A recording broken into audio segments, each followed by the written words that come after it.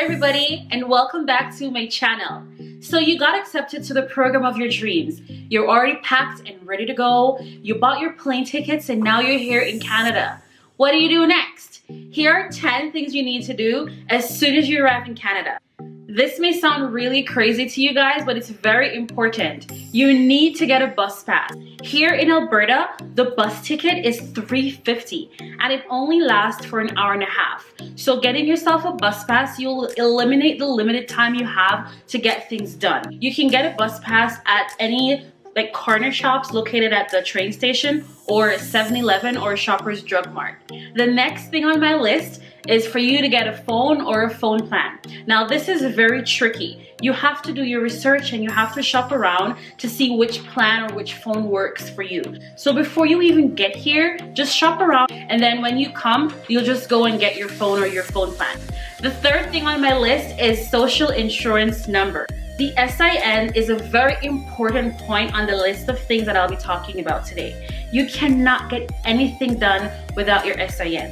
What I would suggest is that you arrive at the office early. So all you'll need to do is visit any or the closest Service Canada office and bring your passport, your study permit, and that's it. It doesn't take very long, but that place gets packed pretty quickly. So you want to make sure you arrive on time. The next thing you need to get as soon as you arrive in Canada is to get your government health insurance card. Here in Alberta, it's called the Alberta Healthcare Card, and in other provinces, I'm just sure it's just a province name before that. All you'll need to do is visit the closest registrar office and bring your passport, your study permit, and proof of address. Your proof of address can be in the form of your lease agreement. Don't forget, bring that with you guys. It takes between 4 to 6 weeks to get the card, so the sooner you jump on it, the sooner you'll get it. The next thing you want to get as soon as you get here, guys, is your ID. You want to visit the closest registrar office, and all you'll need to bring with you is your passport, your study permit, your proof of address, and around $45 to $50. It normally takes around 4 weeks to be sent to your address. The next thing on my list that you guys want to get as soon as you arrive in Canada is a bank account. Now, I bank with CIBC, but you can bank with TD Bank, Scotiabank, Bank of Montreal, or RBC Bank. So for students, you can get the student account where you have unlimited transactions without being charged a service fee or a transaction fee. So go ahead and shop around to see the bank that works for you. To open the bank account, you'll need to bring your ID or your passport and your study permit. One thing that I also want to add to the student bank account is that if your program is for 2 years, you'll get the student account for 2 years. If your program is just 1 year, you'll get it for 1 year. Start working on that resume, because the next thing on my list is a job. Want to see how I juggle 3 jobs legally as an international student? Check the description below and click on the link to watch my video. If you haven't yet subscribed to my channel, please go ahead and click on the subscription button below and click on the bell to be notified when I post a new video. If you like this video, guys, please give it a thumbs up. The next thing on my list that I want to talk about is winter clothes. If you're coming for the fall intake, summer is the best time to do this. Everything is half off, guys. You can get parkas, winter coats, shoes, hats, scarves, everything. So the sooner you get here and stock up on these, the better. Because when it's winter, when it comes on to winter, everything is expensive.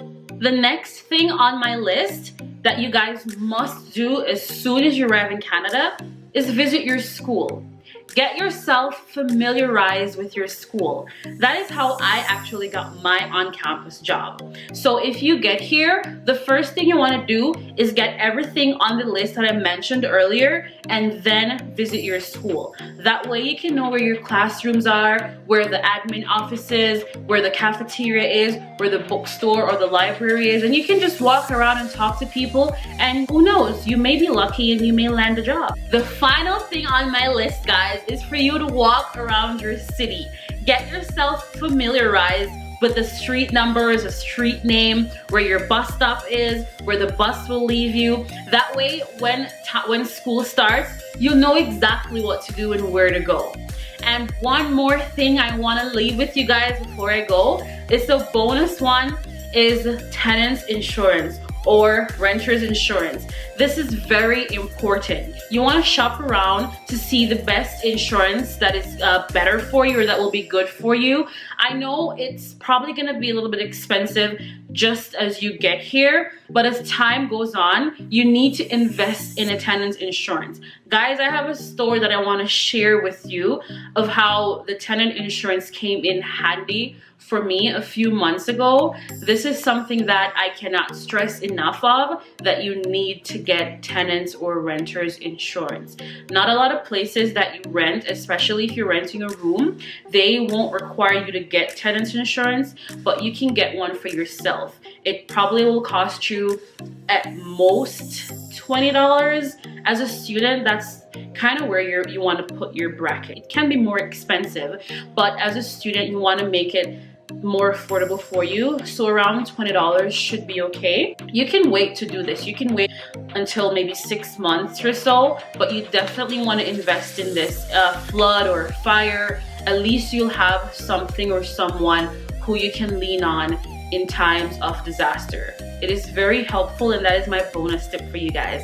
So thank you so much, guys, for sticking with me to the end of this video. I hope you guys took something away from it. I hope it was helpful. If you have any questions, comments, or concerns, please leave them down below. If you have any topics that you want me to touch on, go ahead and also leave them below. If you like this video, guys, please give it a thumbs up. If you have not yet subscribed or click on the bell to be notified, go ahead and do so. Thank you guys so much for tuning into my video today. I truly, truly appreciate it. And I'll see you next time on my next video.